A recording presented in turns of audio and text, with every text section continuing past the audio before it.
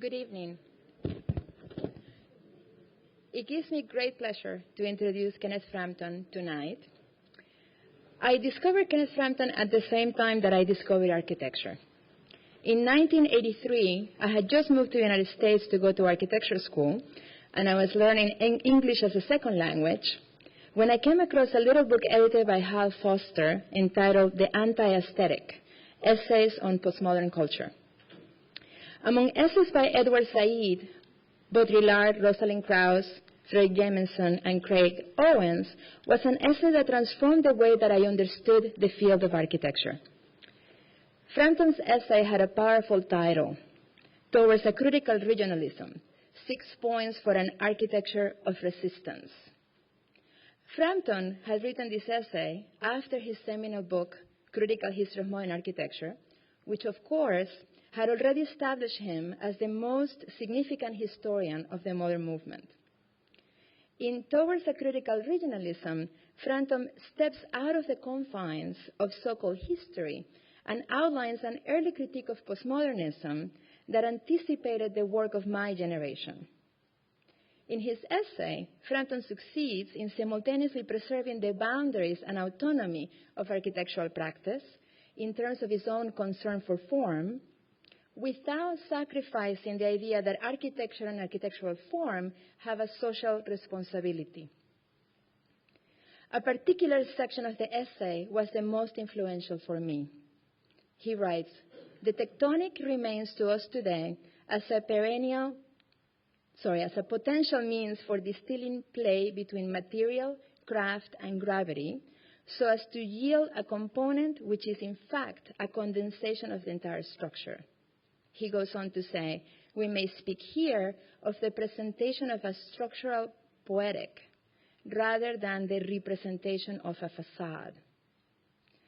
My generation grappled with these ideas as we realized that they stood on its head the way that we were being taught architecture in school, especially if you were like me and you were at a school like the University of Miami, where the formalisms and imagery of postmodernism had taken a very strong hold. Then, as if to give voice to my generation, Frampton's book, Studies in Tectonic Culture, came into the scene in the mid-1990s. In this book, he once again rewrote the history of modern architecture, arguing that modern architecture is as much about structure and construction as it is about space and abstract form. He demonstrated how these two conceptions of architecture, which had been historicized as opposite, were indeed one and the same. Now, I have been presenting Frampton in terms of his influence on my generation, but his work, in fact, of course, has had a great impact on architectural thought that extends well beyond. He's a graduate of the Architectural Association in London. He was an editor of the journal Architectural Design, AD, in the early 60s. He then came to America in the mid-60s, and then in the early 70s, he became a fellow of the Institute for Architecture and Urban Studies in New York, where he co-founded the journal Oppositions. Now, for those of you too young to know, the Institute and Oppositions gave voice to such figures as Tafuri, Eisenman, Vidler, Moneo, Koolhaas, just to name a few. Frampton initially taught at Princeton, but he has been at Columbia now since 1972. Throughout his career, Frampton has looked beneath the aesthetic surface of buildings in search for deeper meanings, and in doing so, has taught several generations of architects to think about the effects of design, situating architecture in a broader cultural context. These lessons are all the more prevalent today as the role of architecture is positioned front and center in broader cultural debates about the future of society at large. Please join me in welcoming Kenneth Frampton. Thank you. That's good. Thank you so much. Thanks.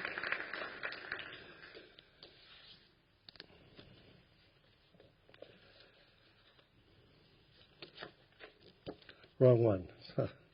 All right. 2 lectures in one evening. Yes.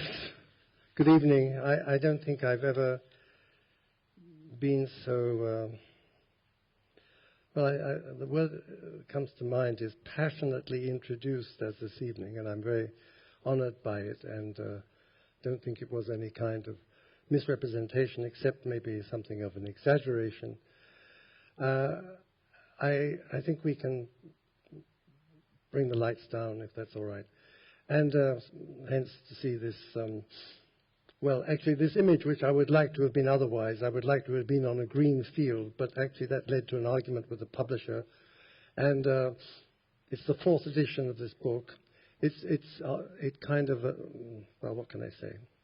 It's sobering to think that it's 25 years old, and that it's in its 4th and final edition since, if one believes in number mysticism, the last section of 3 sections now has 7 chapters. I think that's enough. Anyway, it's probably enough from many points of view, which reminds me of this, well, it's a kind of joke, really. It comes in Kenneth Clark's book on Ruskin, in which Ruskin personifies death. He says something like, death, I think of death like an umpire, a cricket umpire in the public school, because I was never very good at cricket. I was horrible at it. And the umpire came to me and said, "That'll be quite enough from you, Mr. Ruskin." That's how I think of this book and many other things. And but of course, this book is an attempt to deal with the last, well, I like to think it's an attempt to deal with the last 20 years, but most of the exhibits are even younger than that, which is always, in some ways, well, how can one have what's called historical objectivity, which I don't even pretend to have, with works that are barely 10 years old, and in some cases even only 2 or 3 years old. But in any case, I like to think that this was an attempt to catch up with the last 20 years of production, and the title, I suppose I should go to the title, has the preposterous suggestion that it's even spanning a longer time than that. And in some ways, I will refer to buildings that are certainly going back to the 70s. But before I begin, you see there are 6 categories up there as a subtitle. They are, topography and morphology, sustainability, materiality, habitat, and civic form. And I think they break down into, in fact, into 4 categories, and 4 plus 2 in a way, because the level of abstraction is different. The first four are, in a sense, more abstract, and the last 4 perhaps more specific. And the last 2 are more specific, and I sometimes think of the last 2 as scars left on the mind, habitat and civic form, public building and housing, etc., as though it's not so clear anymore as to whether these concerns can be generally pursued by the profession as was once the case. The other thing I want to say is that I chose these categories, well, since the publisher wanted me to add yet another chapter and therefore create another edition, I was faced with the task of that's a good point to mention the fact, the sheer scale of world production of architecture today in almost all over the world, not quite, but much more diverse than ever before. And if one keeps one's eyes wide open, which is surely true of Luis Fernandez Galeano, who probably edits a magazine that has the sort of widest scan, so to speak, I think. That the quality of the production, not only the quantity, is extremely impressive, I think. And it is perhaps one of the benefits of the so-called information age that architects all over the world of talent and sensitivity, I think, gauge themselves by worldwide production in terms of what they consider to be quality. So although there's a lot of barbarous development, as always, there is also an enormous amount of quality, and it's not all, as it were, confined within the mythic Eurocentric span. But to go back to these categories, I thought that I needed some kind of taxonomy in order to deal with this enormous production. By what principle could I include or exclude anything? So I decided on these categories, and they're like all taxonomies, flawed. They depend on the notion that the buildings that I put under these categories illustrate points that come under the categories. But then I have to say, or I have to qualify it immediately and say that, of course, some of the buildings that are under a particular category could be used to illustrate points in another category. So there is a kind of hybrid, somewhat embarrassing overlap. So science, I can't really pretend to. And I can't really pretend to objectivity in talking about this building either. I think it's a slightly outrageous story, but not so long ago I met Frank Gary coming into the building at Columbia, and I was trying to discreetly leave, but it was no longer discreet since we were both there and going in opposite directions. And he was waiting for the elevator, and so he said, "Hello, Ken Frampton." I said, "Hello, Frank." There's a pause. The elevator does not arrive.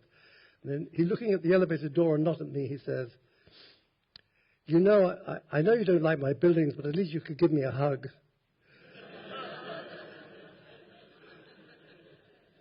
So I said, "All right, Frank, I'll give you a hug," but I didn't actually do that, as you will not be surprised to hear. And being British and all that. Anyway,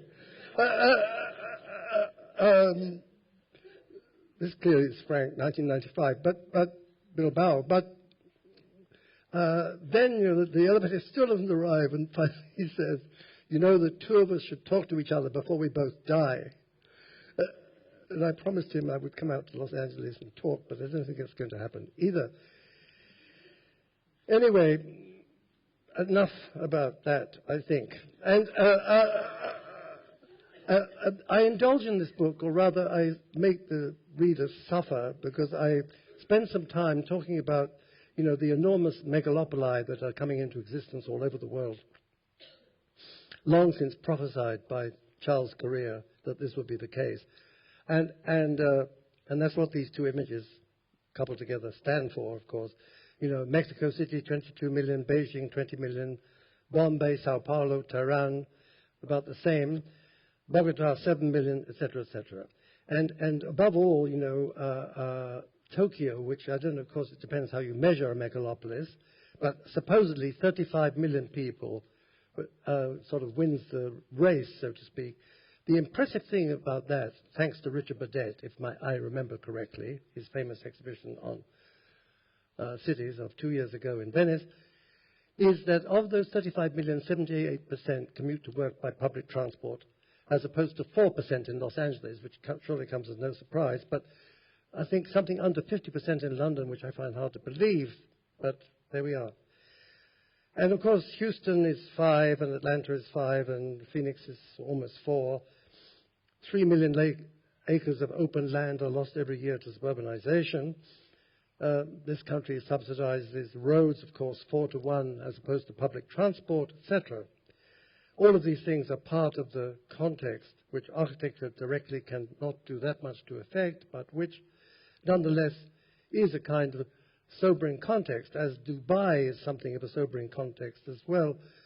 I believe it is Lowes who says something like, or I'm perhaps paraphrasing, men live at the same time in different periods of history, and here there's an exemplar of that, I think, in Dubai, where they are, of course, they are nearly completing the 160-story Burj Tower by SOM, which will be, for a while at least, the tallest building in the world. That will, I think, be its only merit. The other thing perhaps to be added, as I should have added before, which thanks to a Chinese student, that it is predicted, just in case you thought urbanization was going to calm down, that 300 million Chinese will move from the countryside into the city in the next 15 years. This is Sao Paulo, the bus garage by a team under the bus terminal, rather. I think designed by a team under Paulo Mendes de Rocha, whom I will come back to. And this, of course, is a rather illustrious, not to say notorious, member of this faculty, whose CCTV is, I think, here, of course, we're looking at a model or a computer perspective, but this building is very close to completion. Will house, when completed, 10,000 people, will spew out 250 channels of television a day to 1.5 billion people, with its 70-meter cantilever in the air.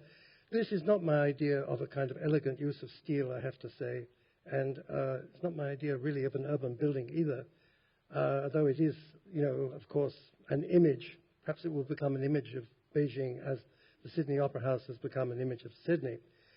I don't know. Perhaps it could pass as a kind of letter even, but Chinese letter, I mean. Anyway, but in terms of, extravagant use of steel, this is perhaps even more extravagant, which is, of course, heard of Muron. It's a stadium for 2008 as well. It's not my idea. Neither of them, of course, would really qualify for my notions of what might be considered to be tectonic. And moreover, they both go some way to explaining why China has used 37 or 40% of the world's steel production in the last 2 or 3 years, and almost the same amount of the world's concrete production. So in this enormous explosion that is China, but for whatever, peculiar, naive nationalist metaphor might be bound up with the idea of a bird's nest for an honorific Chinese stadium, I somehow think that in terms of tectonic, but also in terms of stadia, though this, I think, is a somewhat smaller stadium, carries a population of 60,000. It's 1992. It's Renzo Piano, of course. It's his San Nicola Stadium in Bari. And what I like about this work, of course, is not only its structure, but the way it relates to the landscape, relates to topography, which one can see maybe more clearly in this aerial photograph. This brings me to talk about something which is a kind of something of a preoccupation, I would say, which is it relates to Gottfried Semper's 4 elements of architecture, 1851, and to the way in which those 4 elements can be bracketed again into earthwork versus roofwork. And here, with this Teflon canopy over the tribunes, the concrete tribunes of this stadium, we do have a kind of roofwork, and we do have an earthwork in that this berm rises up to, towards the roofwork, so to speak. And this theme of earthwork, roofwork, I will return to. This is all by the way of a prologue. And this prologue takes me to Grigotti, Vittorio Grigotti, and the University of Calabria, Consenza, 1973. And to Grigotti's book, which has been translated into French, maybe into other languages, but never into English, The Territory of Architecture of 1966, which I think some enterprising publisher should take in hand.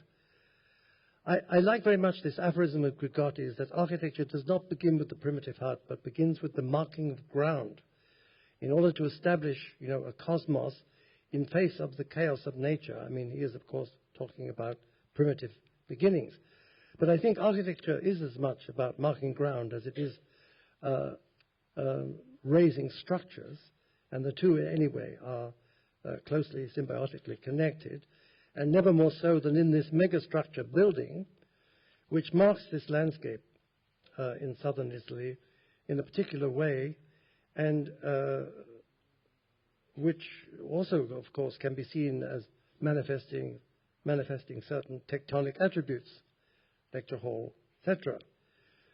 And we are now, as it were, escaped the prologue, and this brings me to the first of the categories, topography, and to this work, this aerial photograph, not very well, rather low resolution, of the IBM campus in West Texas, Salona, designed by the architect, landscape architect, Peter Walker, who was, for a number of years, I think, chairman of landscape architecture here in the GST. This is slightly vain, but here I am. I was sort of given the opportunity to curate a seminar in Jerusalem in 1992, and which bears I gave it the title Technology, Place and Architecture, and I invited a number of distinguished people that I thought would talk to that theme in any case in talking about their own work. I suppose there are architects that, most architects would easily find something to say about those 3 categories, but some would not. But in any case, the point being is that I had the idea that I would invite a landscape architect to a conference primarily filled with architects, and I have no reason to regret doing so, because I became aware of this project, this 800 acres. that was organized entirely by Peter Walker, the roads and all the rest of it. The buildings are by Nicoretta and Barton Myers and Romualdo Juggler. But what is interesting is that this site was almost barren. It had been so overgrazed. And it wasn't barren, but it was in pretty bad shape. And what impressed me, well, two things impressed me. One is taking all the soil from the roads to put it on as new topsoil on the site and reseed the site. But the other thing is that it was 800 acres commanded by a landscape architect. And this is kind of just a speculation. But I can't prove any of this. But I thought to myself, in looking at that work, what urban planner, or for that matter, urban designer, could gain control of 800 acres and actually be allowed to do so, to carry it through. And it's a speculation. Maybe the answer is, well, it could be anybody. It doesn't have to be a landscape architect. But it seems to me that there is a certain psychological and perhaps tactical power given to landscape architects, which we need to perhaps engage in a way, much more than we do as architects. This work is from some years ago. It is by this rather unknown Ticinese architect, Rino Tami. It's in fact one of the tunnel entrances to the autostrada that leads from the San Gottardo tunnel in the Alps to Chiasso in the north of Italy, the frontier between the Ticino and Italy. And Tami was acted as aesthetic consultant, and it's somewhat emblematic introducing this here. I think it's the finest work of his life, as a matter of fact. There are like 20 interventions in that route by him, various kinds, viaducts and filling stations and restaurants and different kinds of storage facilities, etc., and many bridges. And I show it, just to put a certain emphasis on public infrastructure and on the landscape potential of public infrastructure, which is particularly true in the case of France, where, as you know, high-speed train is being ever more developed. It's about time, but God knows when it will ever happen, that a high-speed train would link New York and Boston, I think. I mean, a real French high-speed train, not the rather embarrassing Acela. And, it takes, 2.5 hours to go from Paris to Marseille. And the reason I'm showing this map and touching on this topic is, the French state allocates, I think, 1/3 of the budget for any public transport to landscape. And here is one example. It's the Tfa Station in Avignon, designed by Michel Devine and Christine Dalcone. There was a partnership. There's no longer a partnership. Where, lime trees are planted around the station. There's an attempt to integrate the station back into the landscape, and to knit it together.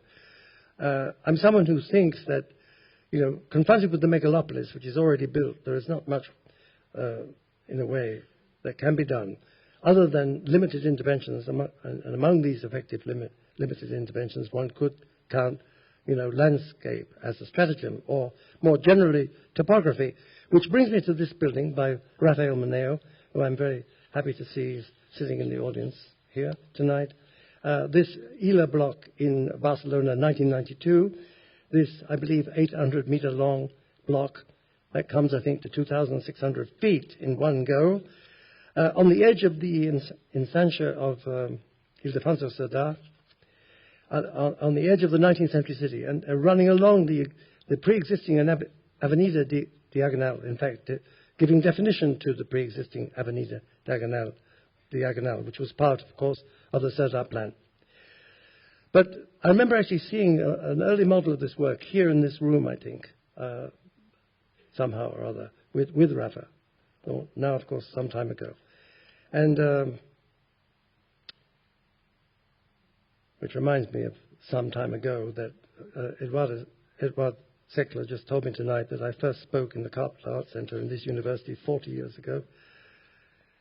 Yes, we won't go into that. Anyway, we will go into the theme of urban acupuncture, however, as the term coined by Manuel de Sola Morales, who was the co-designer of this building with Rafa.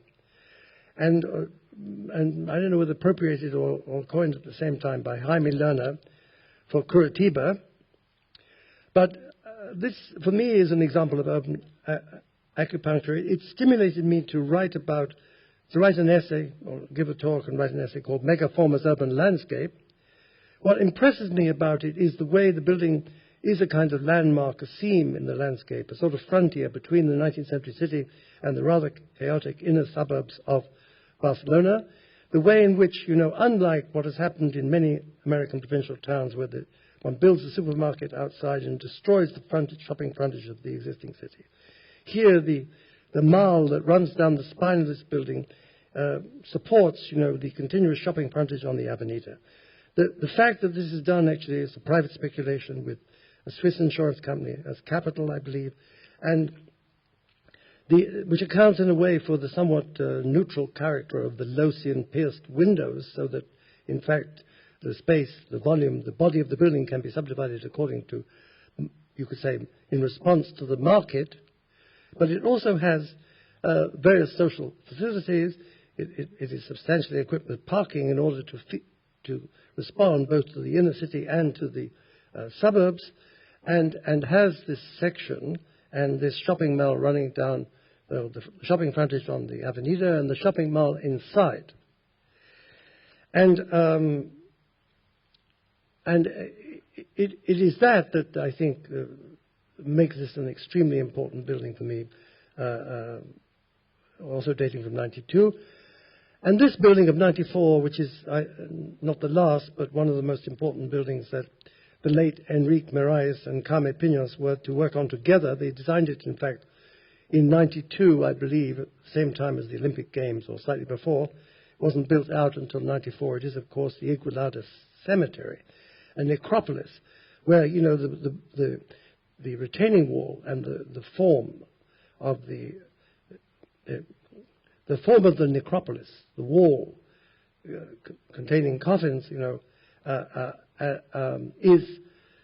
is integral to the movement of the landscape. It's a transformation of an old quarry, in fact. And so I think by now I'm sort of pushing these as examples of the topographic in recent contemporary practice, which I also think is true of this building by Rafael Meneo, I think completed in 1999, the Cursal in San Sebastian. But before I go any further, one could say, of course, that this building could be put under the rubric of materiality because of the enormous emphasis it places upon the surface and the surface treatment of the building covered in the main auditorium, covered in cast glass. It also, to some extent, although there isn't really a roof to speak of, it definitely establishes a kind of earthwork podium on which these two auditoria pivot, as it were, with the movement of the river and the ocean out to the sea. It's perhaps a unconscious recall, if you like, of Utzon at Sydney, where there are twin auditoria, and of course, as is probably well known, when Meneo graduated from Madrid, he went to work for Utzon in Helbeck, and indeed that impossibly complicated drawing of the intersecting arcs that control the shells of Sydney, I think, by Meneo's own hand. But this building, I think, can be considered having a very topographic character, even though it would also fit under the rubric of civic form, since it is, without a doubt, a public building. And with this amazing, gleaming, crystalline shell around the enclosed auditoria, one, I believe, at 600 and one at 300 capacity. And at the time that I was waxing over the Roman Museum in Merida and telling a certain amount of inappropriately Raphael's daughter, who was studying in Columbia, that I thought that the museum in Merida would be a hard act to follow, she then drew my attention to this building and said, I think my father will, exactly, so on. And I think she was right. And but with this very beautiful auditorium, and also this I mean, this is actually from this unbelievably amazing Spanish magazine, Technica, which publishes, the substance of distinguished buildings, and this is a drawing from that magazine, which shows rather clearly the way that the rather substantial structure that presumably was necessary to partly hold up the ceiling of the auditorium, but also to hold up the glass inside and out. We might say of this structure that it is in a sense atectonic, inasmuch as it is painted white in order to make it obtrude to the minimum within the two sheets of glass to produce a kind of look no hands quality to this pristine opalescent crystal, and then of course, as it were, to be suppressed. So that in that way one could think of it as being, as it were, atectonic. But be that as it may, I think its qualities as a civic form, as a topographic work, as a work that makes a brilliant use of material, it is extremely distinguished. Which brings me to this enigmatic piece, this Memorial to the Murdered Jews of Europe, 2005 by Peter Eisenman in Berlin, a work which I've never seen, unfortunately, but I hope to soon, which I think we can say has a very strong topographic character. So I pass to the vexed issue of morphology.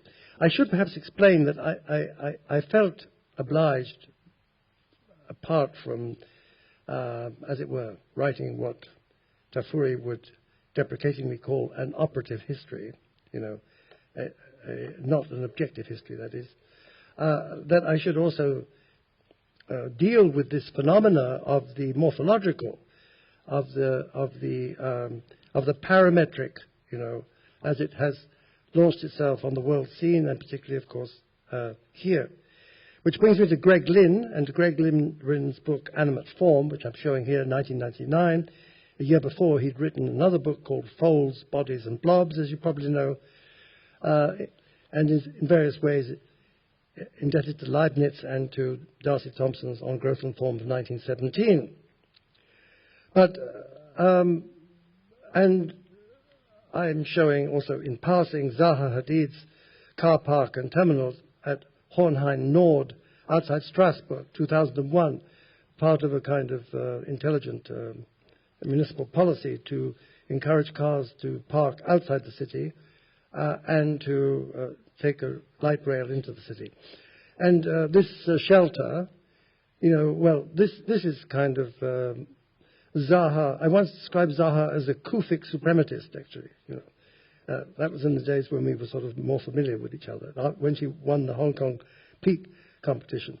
More recently, she has said to me, perhaps she will deny it, but she said to me not so long ago, nobody knows what you like anymore. Anyway, well, I like this, but I like it, of course, for this double game of the painted car park and the suspended dynamic concrete roof. But the partnership which intrigues me is this Foreign Office architects, Alessandro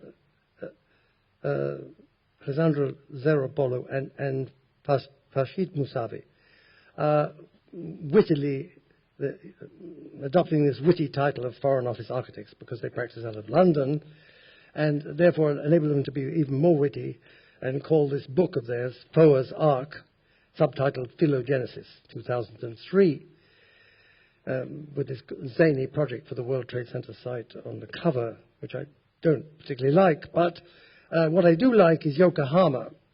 And Yokohama project, I'm quoting them, started from the possibility of generating organization from a circulation pattern as a development of the idea of hybridization between shed and ground.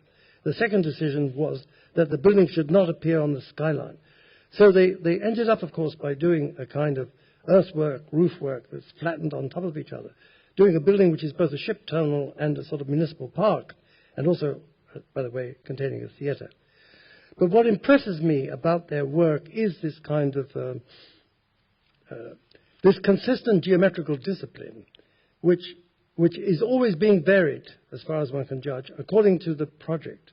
In other words, a different geometry and a different play with the geometry is made also structurally with each successive project, according to the program, the site, etc., other contingent factors. So that Yokohama, which is unbelievably impressive from this use of folded planes, would surely pass for a fold as far as Greg Lynn is concerned, and for a piece of typography, of course, even though it is, I put it under the rubric of morphology, and has this amazing roof, and partly exists because of Takanaka, these amazing Japanese builders, that much to the chagrin of European architects or foreign architects in general, once they've done all the drawings, proceed to redraw all the drawings so that they were going to build it the way they want to build it, as opposed to, since they have a huge architectural offices tied into the building corporation. But that being so, they were able to use a technology close to shipbuilding technology to welded steel. This is welded steel folded plate construction over the main hall of the building.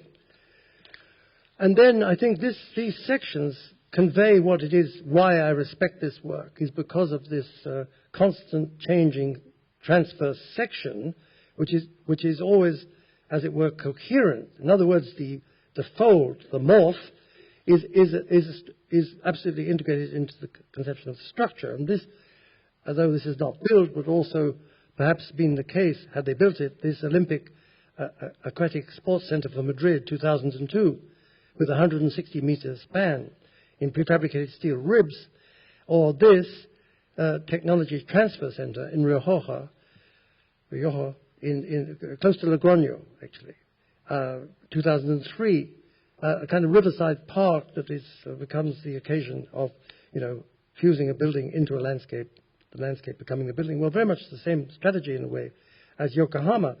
But this, we notice, is not the same strategy. I think this is in Madrid. I'm not completely sure. It's very recent, 2007. It is by Foreign Office architects, and it is, of course, orthogonal work, right? Nothing fancy about this geometry. Covered in a membrane, in a wooden shuttered membrane. And it is, of course, a building that could be used to exemplify materiality as well, and I will come back to that. But what is for sure is that the work achieved, and I could be negative otherwise, of course, and this is somewhat invidious to pick on this building by Colin Fournier and Peter Cook, this Kunsthalle in Graz, 2003, which is surely would qualify as a blob, right, as a kind of science fiction piece with the LED, very ingenious LED display all over the top of the roof, and these apertures, which actually, as you might guess, are by no means as generous as the apertures that Aalto used in Vipere Library, for example, are rather inadequate at lighting the exhibit space underneath. But the point I really want to make, and maybe these images don't really do it justice, is the non-correspondence between this form and the steel superstructure. This isn't, to be fair, this isn't actually the structure of the roof, but it is their attitude to structure altogether, which is very kind of ad hoc, empirical. There's no system here, it's just something to carry the shape. As opposed to this, then actually it's the only work, I have to confess, of Maximiliano Fuchshaus that I really go for, which is this roof that he puts over the central spine of the new Fiera di Milano of 2005. No one more surprised than he when I asked permission to reproduce it in the book. And I don't know how he feels about it, really. But in any case, this is a roof work, of course, and the point of my showing it here is to try to make the argument that when it comes to morphology, to plasticity, the roof inherently allows itself to respond to such a plastic display rather than, and also structurally respond to such a intention, rather than the earthwork, although I've just shown you examples where the earthwork, roofwork is synthesized together. Which brings me, as an aside, to mention this point that Frei Aalto makes. He uses this term, Gestaltfindung, form finding, as opposed to Gestaltung, form making, this idea of finding the form as opposed to imposing the form, which brings me to sustainability. And brings me to Peter Buchanan's 10 Shades of Green, and a catalogue and an exhibition organized by him under the auspices of the Architectural League in New York. And the important point, I think, one important point, well, there are 2 points out of that, out of his 10 Shades of Green, which are 10 buildings, but also 10 points. Amongst the 10 points is this question of materials and embodied energy.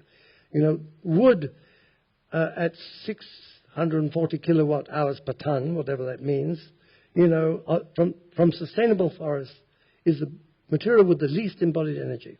Brick has 4 times that of wood. Concrete has 5 times that of wood. Plastic, 6. Steel, 24. Glass, 14. I jumped it there. And aluminum, 126 times that of wood. So I think it's a very interesting point about embodied energy and about wood, and which perhaps also explains the quite considerable manifestation of wooden architecture, I think, in recent years. Very often carried out with great skill and elegance. The other point that he makes is this issue about long life, loose fit, which particularly applies, of course, to 19th century buildings. And to, you know, the fact that buildings of that period, you know, can be adapted to subsequent uses and are extremely durable because they were not, you know, tied down to very limited space standards. Which reminds me that 33% of the waste stream in so-called developed societies is building waste, you know, just for give you some idea of what we are doing. But to jump from that to the Commerce Bank 1997 of Norman Foster, a number of things intrigue me about this building. One is the fact that it allows for passive ventilation by the Venturi effect passing up inside the atrium that the building contains. In fact, this entails, of course, moving the cores to the 3 points of an equilateral triangle and not placing the core in the center of the building. And then the attempt, of course, to deal with the high-rise building and to create, as it were, a lateral space within the body of a high-rise building, which we see here with these suspended gardens, these sky lounge gardens. Because you have to be a rather prestigious and wealthy bank to afford this kind of generosity, but nonetheless, it's an achievement, I think. And then, which I did not mention, you know, the fact that the building is divided up, as is the Hong Kong and Shanghai Bank, into scalar increments that allow it to have some kind of reference to the scale of the city. And then, of course, the mode of passive ventilation of the building with these blades in various points to sort of cut down the Venturi effect or control it. And the fact that, you know, when it becomes extremely hot or extremely cold, then the servo mechanism cuts out the possibility of manually ventilating the building, and the buildings are closed, the windows are closed, and the usual artificial climate control takes over. Well, more of the same, which so 1997, but then pushing it right back to Glenn Murcutt. I suppose this could be a reference to critical regionalism. To his 1974 Mary Short House in Kempsey, New South Wales, 310 miles north of Sydney, a 700-acre farm, which I think he's now somehow or other ended up being the owner thereof. Raised 96 centimeters off the ground, somewhat like a Japanese house, because it's on a floodplain and also for other reasons to do with the flora and fauna of the area. And with this systematic use of 3 screens, also rather Japanese, you know, timber sunscreen, a mosquito screen, and a glass and metal louvered screen to shut the house down completely. All of it, of course, under this corrugated roof, making an allusion, of course, to 19th century sheep shearing sheds and also to the technology of that time, which, you know, has endured, of course, in a way, in terms of inexpensive rural construction in Sydney. But here, not so inexpensive, perhaps, in the Northern Territory, Yokohama, the so-called Marika Alderson House, built for Aboriginal leader, actually a member of the Parliament of Canberra, and 1994, and with peculiar requirements with regard to sort of native mores, with regard to observance, also raised above the ground for those reasons, but also for flood control, things to do with gender privacy conditions, go some way towards explaining these rather peculiar and somewhat exaggerated brise-soleil, with vents on the roof to prevent the house from exploding in the advent of cyclonic winds. He showed this at this Jerusalem seminar as a project in 1992. What intrigued me about this seminar is I invited 3 architects, but I didn't realize that they would all end up talking about Aboriginal work. I mean, work for surviving Aboriginal peoples. That is, here, of course, Murcutt in Australia, but also Patcow Architects north of Vancouver in Agassiz, which I shall shortly show, and Renzo Piano in Noumea, which I shall also show. So this is the interior of that house.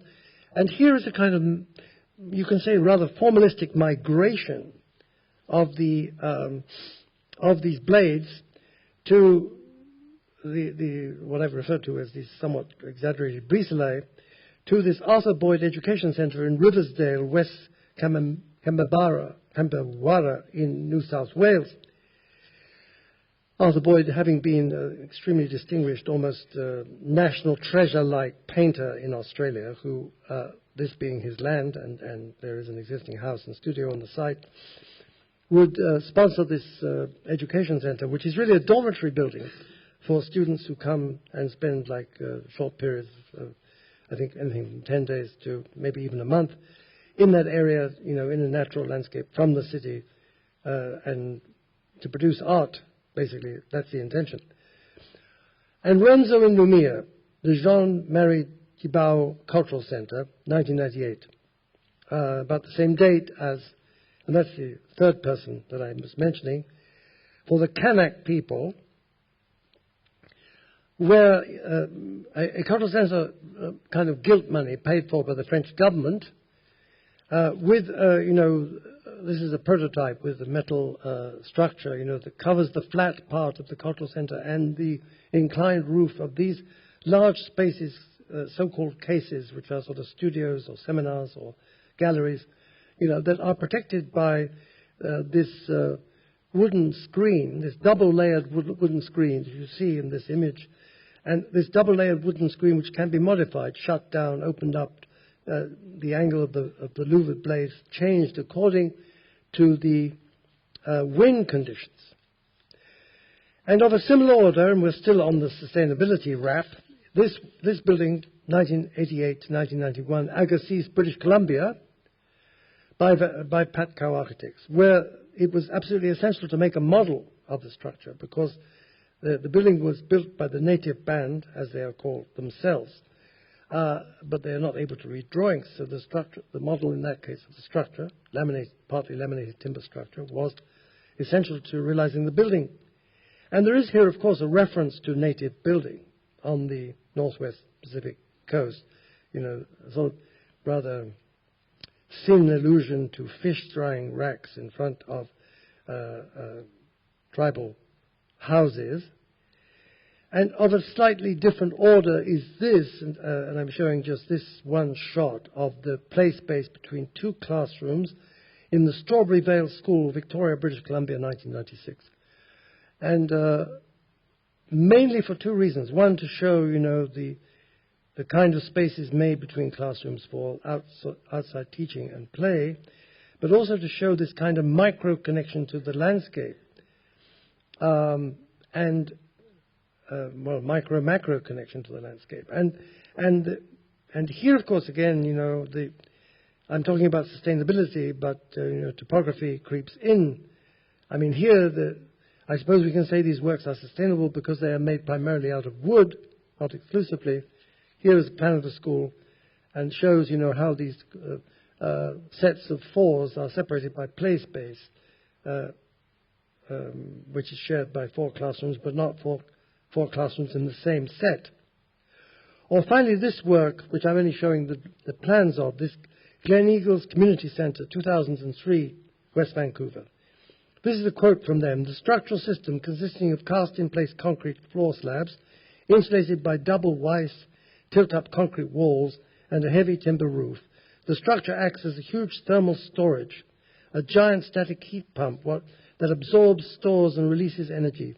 Raising, heating, cooling panels in the floors and some in the walls provide the heat, but then it's absorbed by the building and given back. Since air is not used for climate control, it does not affect the capacity for opening and closing the building's exterior.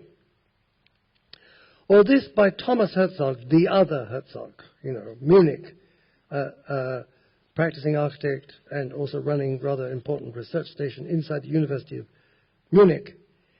This Halle 26 at the Hanover Fair site, 1996, which consists of these 30-meter high trusses which support the apices, the top of the roofs, and with 55-meter span catenary between one truss and the next. And the roofs themselves, which are partly wood, partly gravel, with the engineer Jörg Schleich, are organized like this. And the air is brought in through glass tubes that are running in the trusses in each case.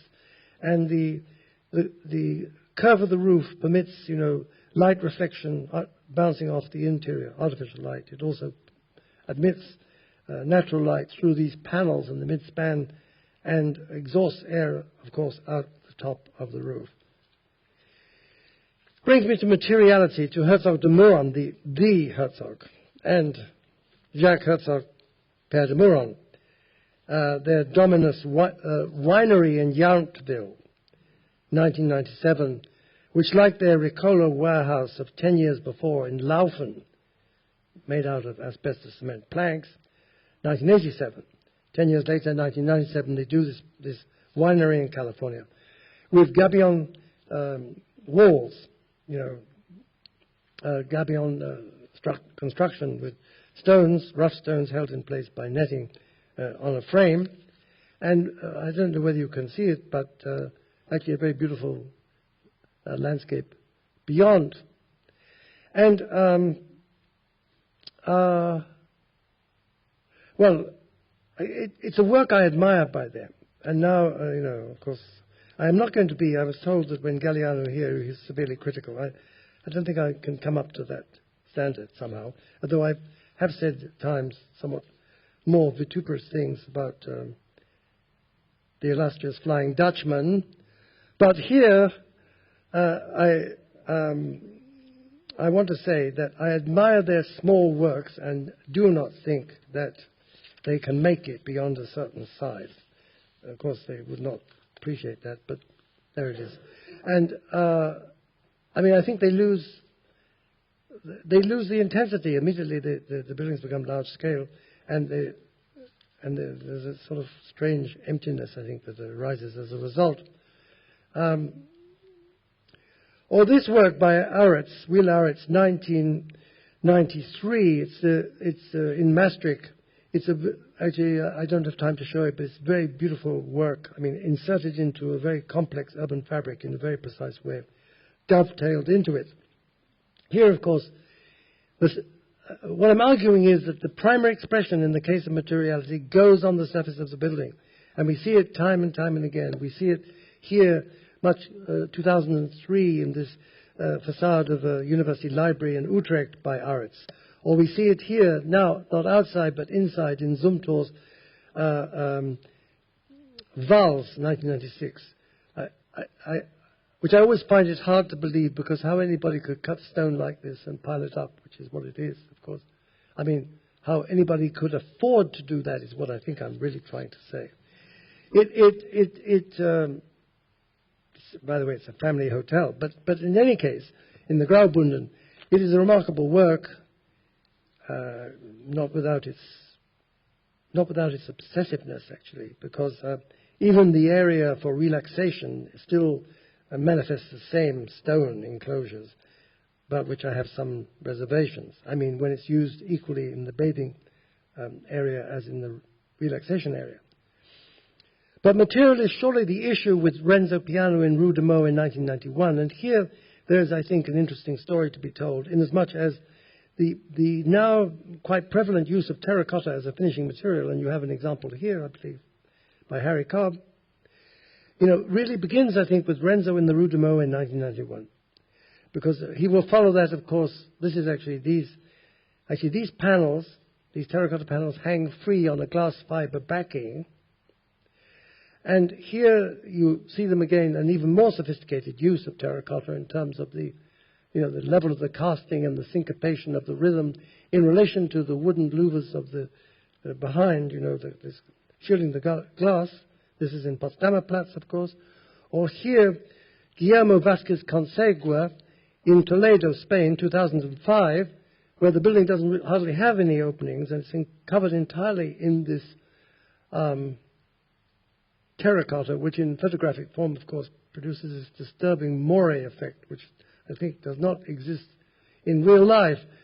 And in real life, it's more like this at every distance. But again, it is this question of a rhythmic. I mean, the expressivity is really on the surface of the building. Or here, by Paul Rubrich and Hilde Dahm, where the entire building, which is a concert hall, I think, with 2 auditoria in Bruges, 2005, is covered, walls and roof, in terracotta. Or this, which is something of an embarrassment. This is Kengo Kuma's Hiroshige Museum in Batu in the year 2000.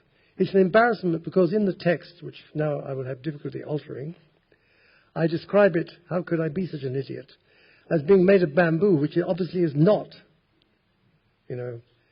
Blindness.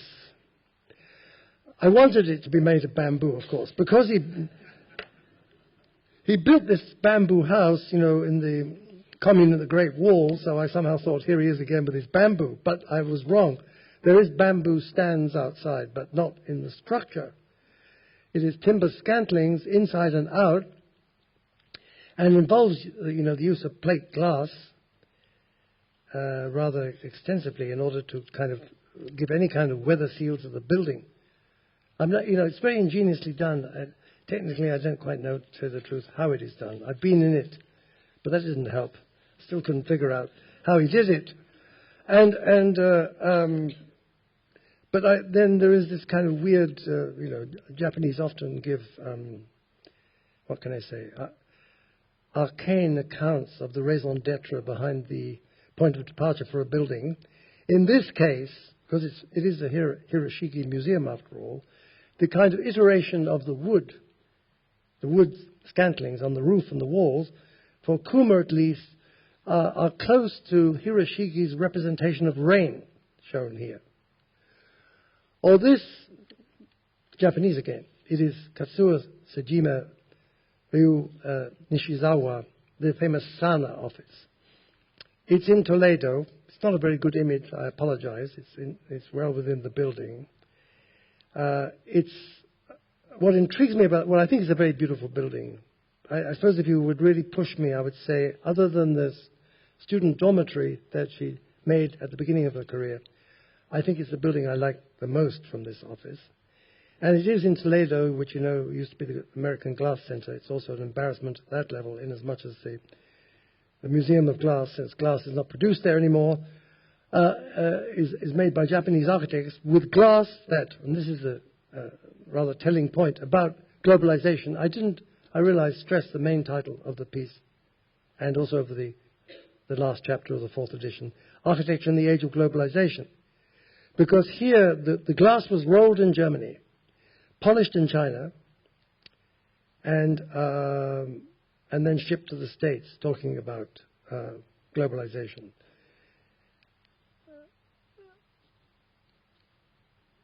And this building, Carme Pinos, the Torre Cube in Guadalajara in Mexico, 2004.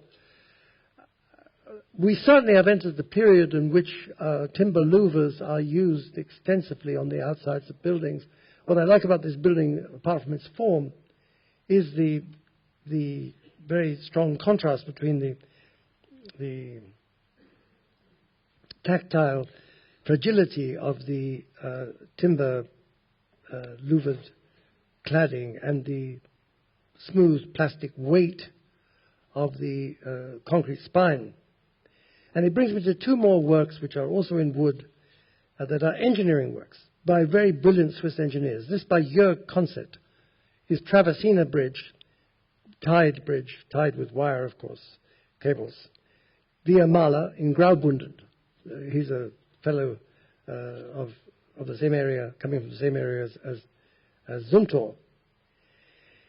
This is a 30-meter span bridge, 1996. The very sad thing about this bridge, which perhaps also says something about where you would and where you should and should not use wood, is it was destroyed by a rockfall soon after it was finished.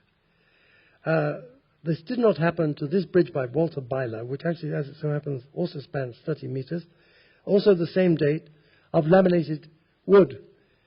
I think it's impressive. Habitat.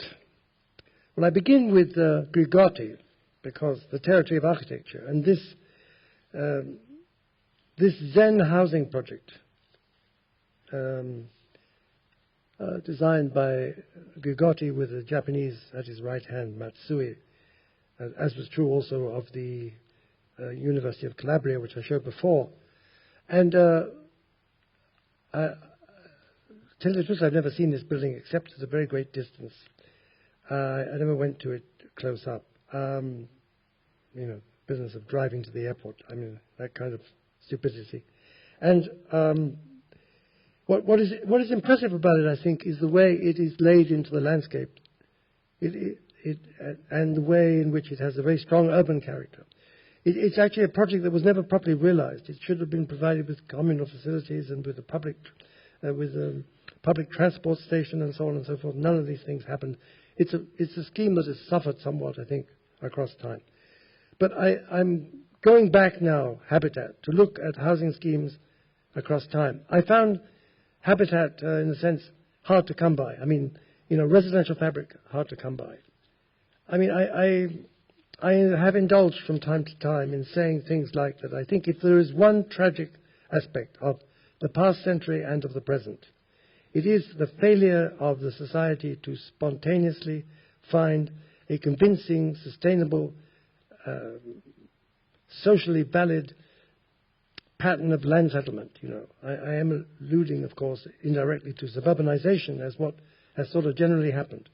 And I'm showing kinds of low-rise density housing, such as this by Alvaro Ziza in Malagueira, close to the Spanish frontier, actually, near so-called Malagueira housing, outside the medieval town of Évora.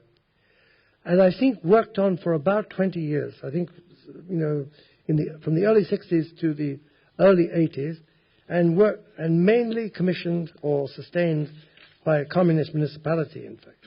I mean, as a continuous project which involved, these are Ziza's kind of infill pieces, that are occurring. Not everything is his. This is not his, for example. But these infill fragments and also some of the landscape is by Ziza. Against, what are earlier peasant homes and invasions and some kind of municipal housing in the 50s, or these towers of a later date. The medieval town is over here. It is to my shame that I don't really show the work of Roland Reiner, and I don't even, not in the book, not here either, somehow a scandal. I do show this work of Rajmaval from the Delhi Games, I think, of 1982, which is surely low-rise high-density housing of a brilliantly handled, I think. And whether, the space standards that he uses in this housing would be acceptable today to the rising Indian, what can we call it, the Indian tiger as opposed to the Chinese tiger, is not so clear. This work is by Alessandro Aravena, the housing known as Elemental in Tarapacá in Chile. Perhaps, I think he's even taught here, and perhaps some of you are quite familiar with it. It's 2004, and these 323 square meter units, I think, are at $7,500 a unit, and dollars. And the aim is, of course, to allow people to build spontaneously between the units at the same span, so that it is a kind of induced self-help housing that also is arranged, in these kind of public square, these little squares where the stairs all come down into these squares. And this shows it, of course, at the time of completion. All these works built for private speculation by Baumschlager Eberle, Bregenz. This work also I haven't seen. This is a kind of scandalous, but there we are. Lobach Siedlung near Innsbruck. What do I like about it? Why does it seem of significance to me? It is, of course, perimeter block housing, with apartments on the floors that can vary in size according to the way they are sold, almost really, which explains perhaps the anonymity of the continuous anonymity of the facade. We notice also that this facade, which has copper shutters, can sort of close down or open up according to the according to sun control and also to occupancy. So you have, a kind of haptic play of the shutters on the surface of the building, so that the building, of course, is also its expressivity is primarily to do with surface and also to do with the topography at the level of the ground. And while we're about it, I might mention that this is copper-faced wooden shutters. These are opalescent glass panels, white glass panels for the balustrade, and behind the wall is painted red with redwood framing to the windows. There are virtues like photovoltaic cells on the roof, and I think there's even something of a geothermal attempt in the complex as a whole. But what intrigues me about it is this problem of accessibility, because I think it is a problem that, in a way, architecture schools are loath to confront.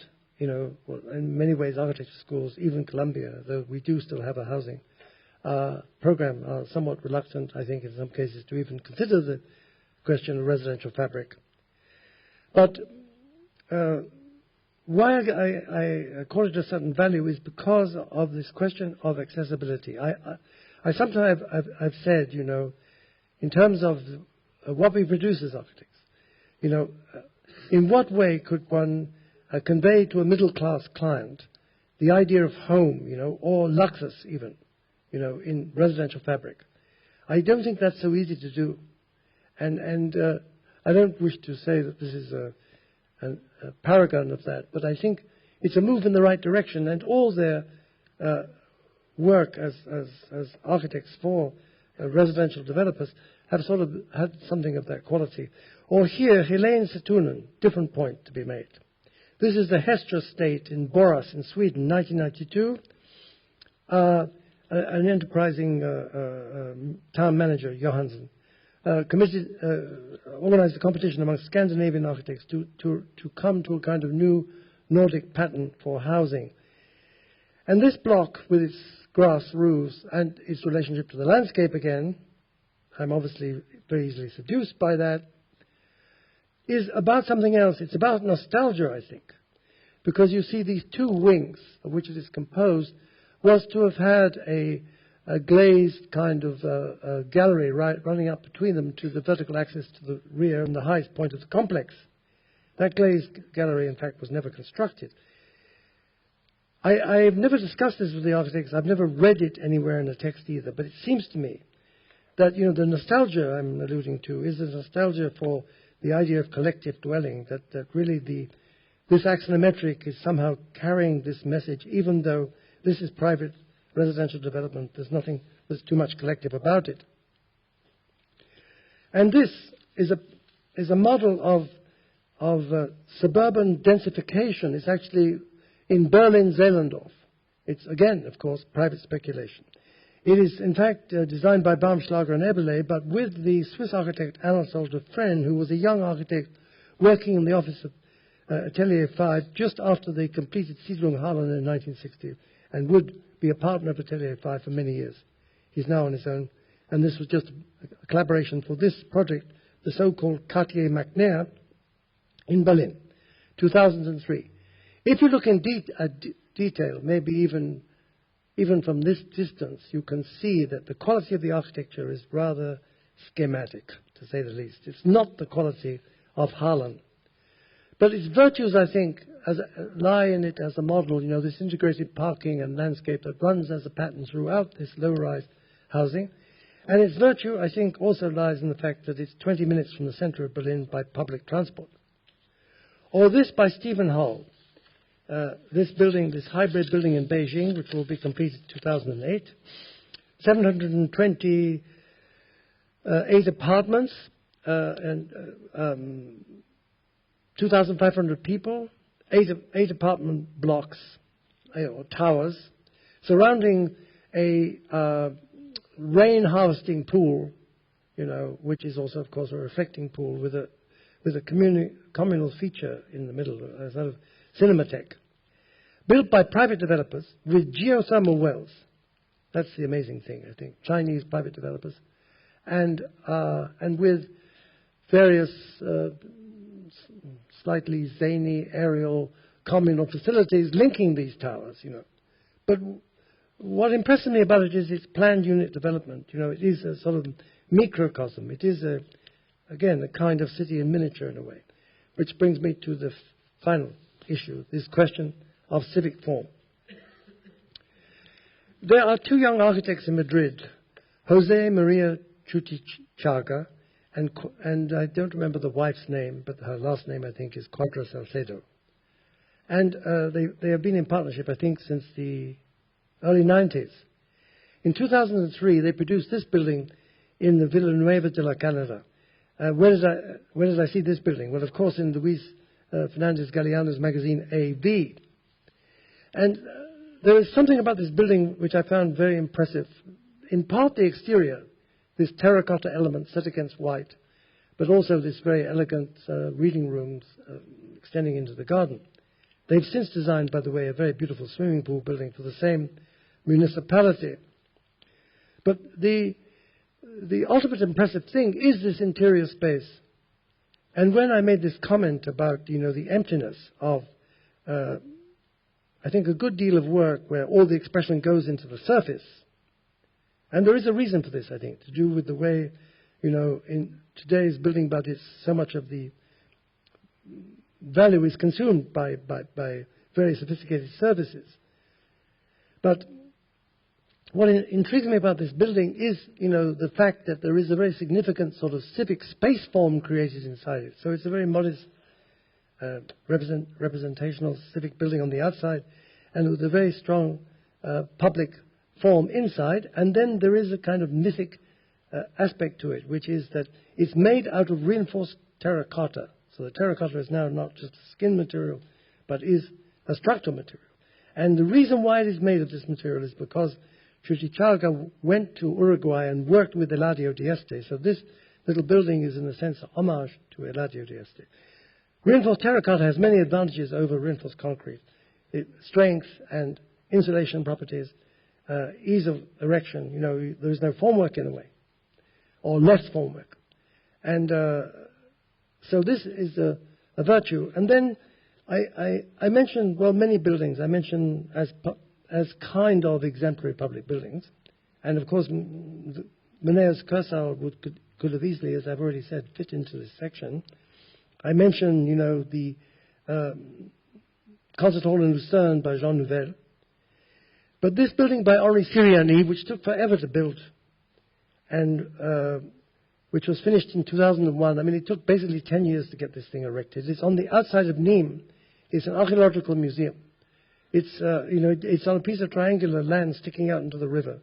And it has, it is, of course, a museum as public building. It's faced in this very beautiful blue glass and has these, I think, very exquisitely articulated interiors, designed, of course, to exhibit the archaeological objects it contains, and is a kind of public building. And one of the reasons, I've not used this before in a public lecture, but I'm using it now because of, I quote in the book a rather long section by Siriani about, the museum as a surrogate public building in the 20th century. But this brings me to Brazil and to this work, which I'm sure you are all familiar with, although this is a particularly beautiful photograph of it. It's the portico of the Ministry of Education in Rio de Janeiro, in which these young Turks, but Brazilians, above all, of course, Oscar Niemeyer, Alfonso Redi, Lucio Costa, not so young even then, worked with Le Corbusier, but you could say also maybe against Le Corbusier, but certainly is obviously influenced by Le Corbusier. But what is impressive, I think, in this image is this very strong declaration of civic status of a public building. I did not say that the other kind of obsession I have, apart from Gottfried Semper, is, of course, as some of you must know, Hannah Arendt, whose book, The Human Condition of 1958, I will never recover from. My ultimate Jewish mother, I think, basically, that I never had. In any case,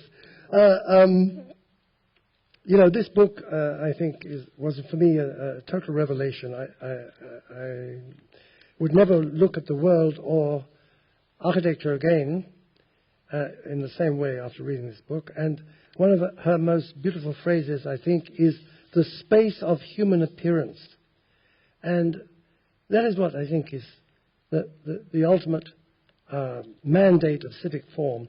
This is by the not-so-well-known João Villanueva Artigas, who really founded the Sao Paulo School of Architecture. I mean, Lina Barbardi, of course, is very closely associated with the school, but she didn't, of course, study in it.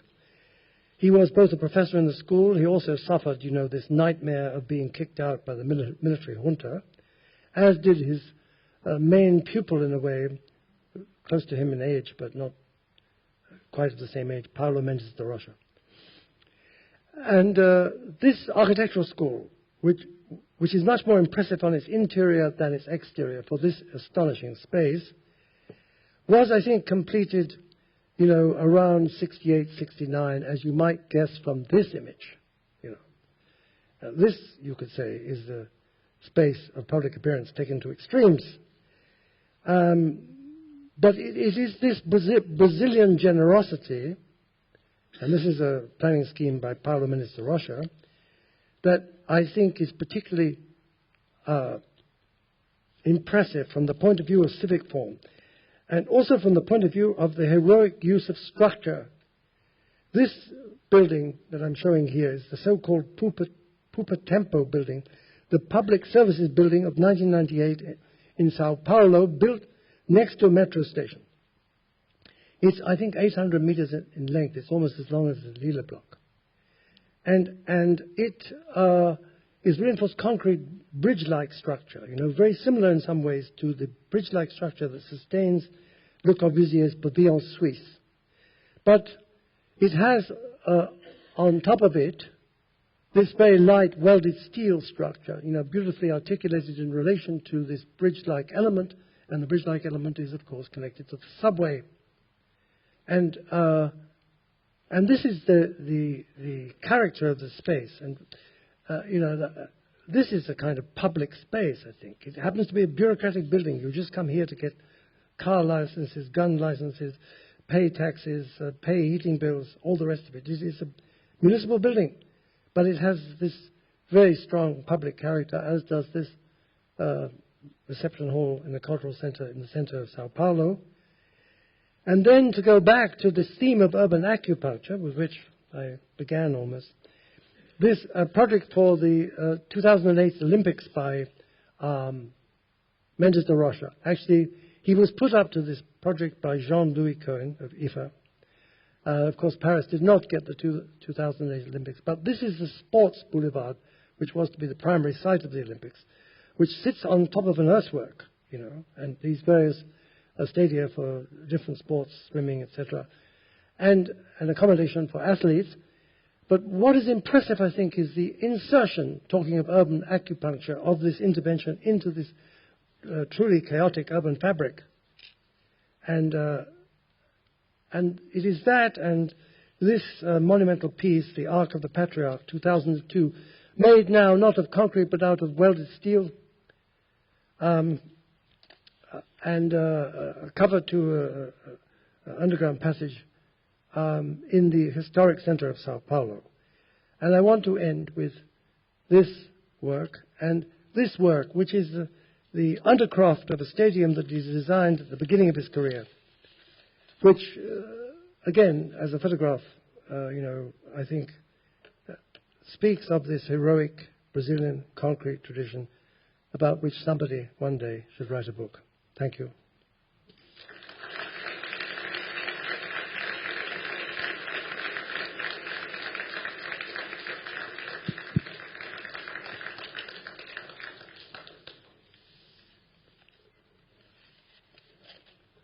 Okay. Yes.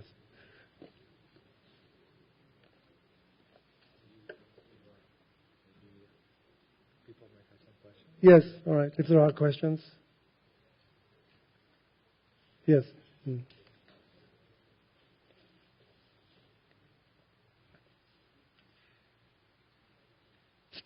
Hello. Seems I have it as the first question. First of all, I would like to congratulate you for your lecture today, and I would remind and invite all our guests to the reception following the lecture by the Architecture Department, Loeb Fellows, and Harvard European Club. And then following my question is about the meaning and the role of architectural history and how it has changed in the 40 years since the first time that you came to Harvard for your lecture and the lecture that you're giving today.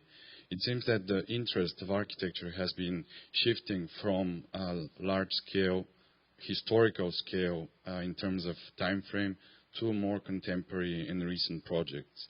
At that time, for example, Tafuri was looking at Renaissance. Well, today, somehow history is more occupied and interested in reading what's happening now and what's happening today and digesting it fast. How would you criticize and explain that? Thank you. Well, I can't speak for... there are many ways of... As there are many ways of practicing architecture, I think there are many ways of writing history, and there are many different kinds of historians and architects. And the question of whether I'm strictly speaking, a historian or not is a moot point. I'm someone who thinks that it's very difficult to enter into any theoretical discussion of architecture without historical references, and without the processing of history in relation to the present, I'm also someone who thinks, along with W.H. Carr, that each age writes its own history, that there is no final, definitive, objective history. And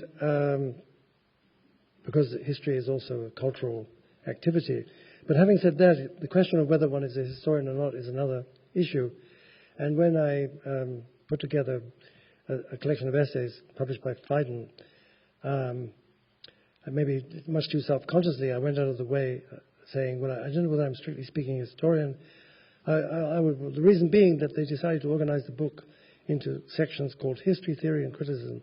But I felt compelled because of... It wasn't my decision, it was the editor's decision to do that.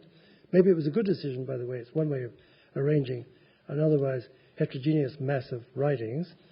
Well, I say mass, that's exaggeration. There wasn't that many, but anyway.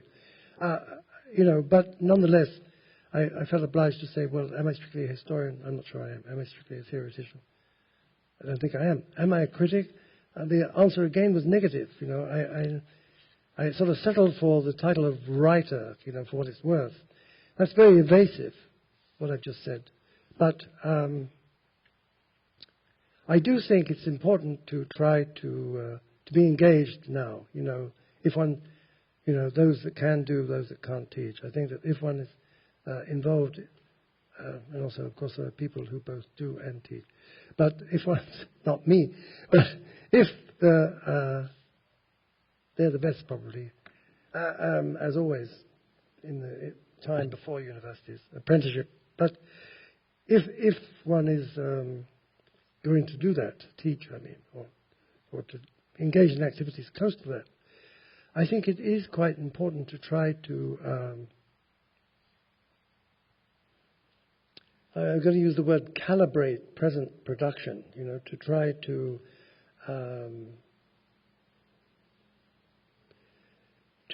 to find a way of beholding it which is productive, enlightening, and of course that's different scales, but I don't know. I can't say anything more than that, I think.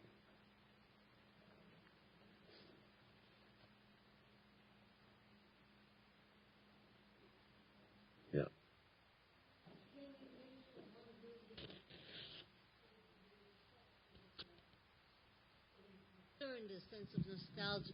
A sense of nostalgia.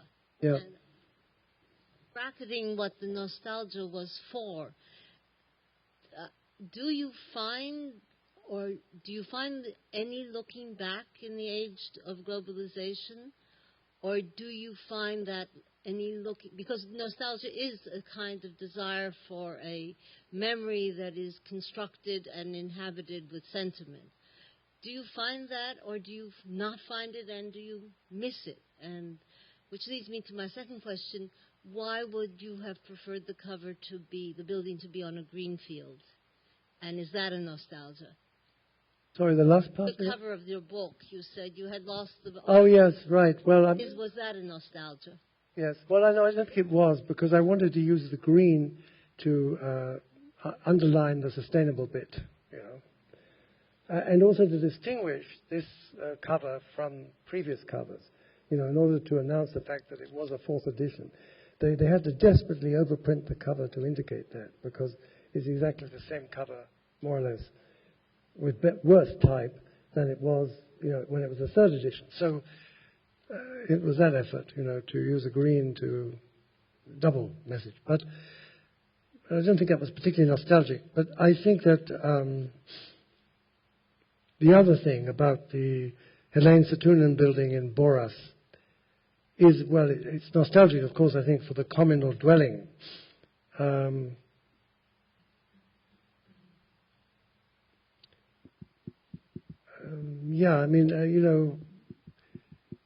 I think architects have a reason to have a certain nostalgia for a situation in which they could be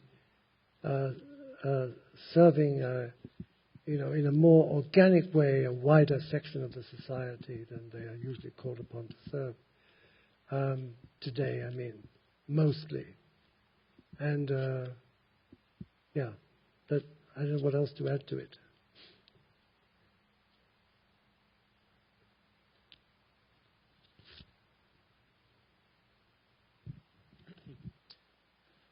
In the introduction that Monica gave, she referred to your wonderful essay on critical regionalism. And you wrote that, of course, before the current explosion of globalization since 1989. Do you think it's actually possible? I use that essay in a course on international practice, and I think my students often challenge me, is it actually possible for any architect working outside of his or her own home ground, outside of one's cultural context, to design a building that truly has the characteristics of critical regionalism? Yeah.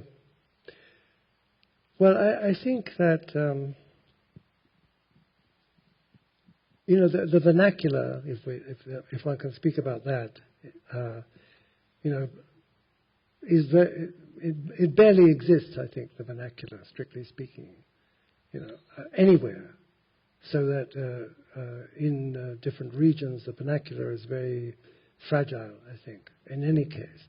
And maybe that is symptomatic of the fact that even because of this globalized world, that there is a certain uprootedness to everybody, even if they stay in the place in which they were born and brought up, and feel comfortable there.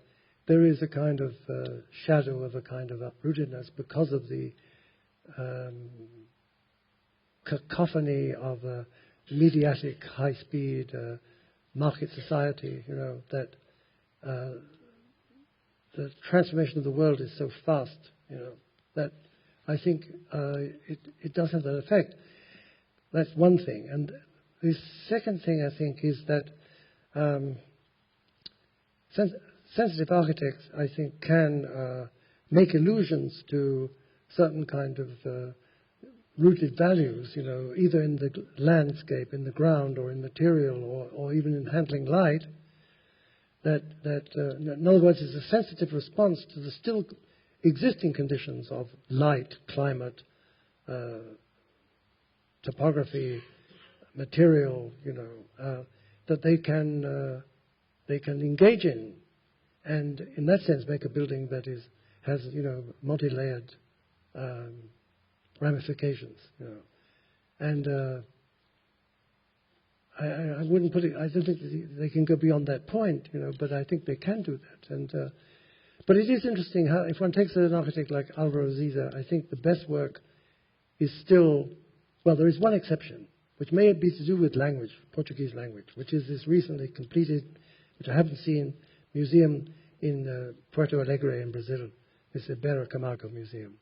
But I think most of the other works that Ziza has made outside the country do not have the conviction of the works made inside Portugal. Where I think in particular of these buildings in the Netherlands, for example, where he made a really sensitive effort to use Dutch material, for example. And I think, they have a value, but they're not at the level of his work inside the country, I don't think.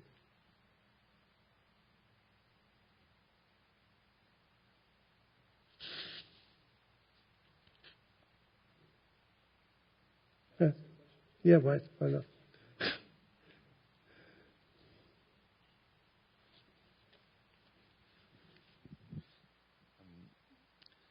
So first of all, thank you very much. It's as you know, I've heard some of this before, yeah. And it's really wonderful the way that this time you varied it, because I think that the images are different. Yeah, they're constantly changing. So that's a great thing. But I think, of course, one of the things that we've talked about a little bit before is specifically the relationship of the categories to the concept of globalization, a little bit, that you start with. And I think it would be great if you could comment a little bit about the reference to typology in some ways, because the last two categories of habitat and civic form, in some ways I'm wondering whether in the context of contemporary globalization, whether you don't think that there are the possibilities of new forms of habitat, for example, that would give us a different set of relationships between the phenomenon of habitat and the city or urbanism, which would, by definition, demand a move away from the purely typological, for example, the Ebele example of housing. It's still part of this idea of housing being as something which is separate from a much more urbanized kind of context. So I'm wondering whether your critique of the condition of globalization also doesn't really develop or doesn't demand from you, in terms of how you see us working in the future, also a critique of for example, habitat as typology, and would open up other possibilities, for example, for habitation that may be more dynamic than what we've come to inherit through the phenomenon of housing as typology. It's an amazing question, and it comes at a certain moment, because I'm engaged in right now, and I'm delayed in writing an introduction to Alan Cahoon's collected writings, which I've written an introduction 20 years ago, and I'm sort of reworking that introduction and adding material of the most recent essays. And that's one amazing mind, actually. I think his critical writings are astonishing. And there is an essay which I realized that the first time round I didn't really fully comprehend, which is on the theme of the superblock, in which he really talks about the impossibility of creating urban form, from dynamic aggregated form, whether it's offices or housing, And he uses Safdie's habitat, of course, to prove the point, or Hertzberger's Zentralbeheer. But also he uses, which is slightly different, Ralph Erskine's Biker Wall. I mean, for him, all of them, to different degrees, suffer from the fact that they're not able to create contingent urban space, the space of human appearance in the urban street, through the spontaneous building form. And so one side of your question, I think, leads to that. The other side has to do with this issue of the challenge of suburbanization in a way, and that level of individuality, because since there's always this disappointing statistic. I never quite believe it, but that like 85% of the built fabric, built in the United States is without any intervention of any architect whatsoever. It is the so-called home building industry, I suppose, amongst other things. And I don't know what the statistics are like in other countries. Probably different, but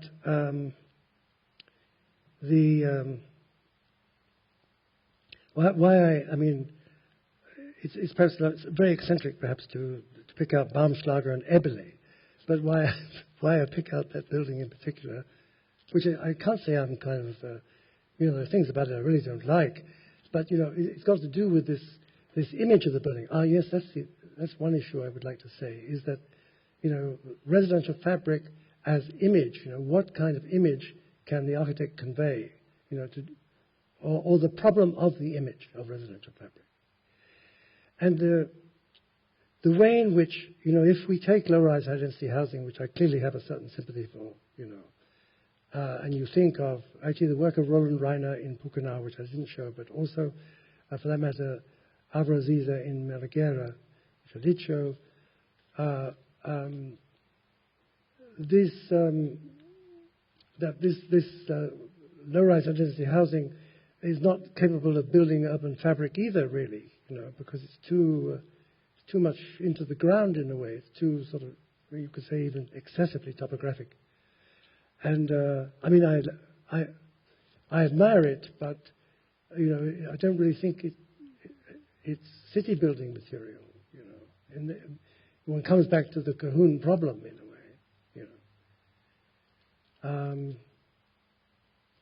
I think it's a really very interesting issue, I think. If one thinks of Le Corbusier and the Unité d'Habitation, the game there was to build these collective ships, really, and to put them in the landscape, right? So that you would not have, of course, traditional urban fabric, but you would have something else, that was another kind of order, another kind of sense of the public realm, I think. But in terms of, what we mean by city fabric, it's a really difficult problem, I think. I think I know where you're going with it, but I think I don't know quite what is a way of dealing with it, And maybe, of course, I'm sure there are housing schemes that I don't know and would be perhaps better examples. But one last point is that if you take which I have a certain respect for, because of the change, what I like about FOA is the way in which they shift their geometry according to the program. Because then, I take it that they're not fanatics, they think what's appropriate for this job, And they're not aesthetic fanatics, is what I really want to say. And they are interested in aesthetics, but I think, maybe I misread them. But when you come to that housing scheme that's covered in these louvers, and there are a number of other housing schemes, one can say that are like that. Like Chipperfield has a house scheme in Spain, which is stone, but it's a similar game. Because it's rock bottom budget, the units themselves are not expressive, really. And the thing is then covered in this expressive skin, which is animate, because people animate it. But that's not enough either, It's a very intriguing and difficult question.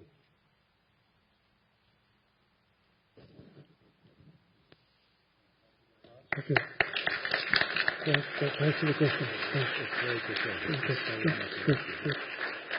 Can I just have one final word? I really appreciate very much that Kenneth is here tonight, and I think that one word that we haven't mentioned tonight is ethics. And in a way, it seems so clear that what Kenneth has been engaged with over the years, we might discuss it in terms of the categories. We might say it's morphology, topography, landscape, habitat. But I think that in many respects, I feel that the combination of all these things together, when one really thinks about it constantly throughout his practice, his work, has been really to show us or to establish the grounds for an ethical architecture, for an architecture of ethics in some way. I think at times under very difficult circumstances, because in a way, in the context of New York and the way that you work with colleagues and people like that, it's a very really difficult situation to have that kind of position, to have that strength, to have that kind of belief. And it's such a kind of admirable and fantastic thing to have someone of his stature to be really committed in this ethical fashion to architecture. And I hope that he will continue to do the kind of great work, and we will hear from him in the next 40 years as the GSD and other schools have in the past. Thank you very much.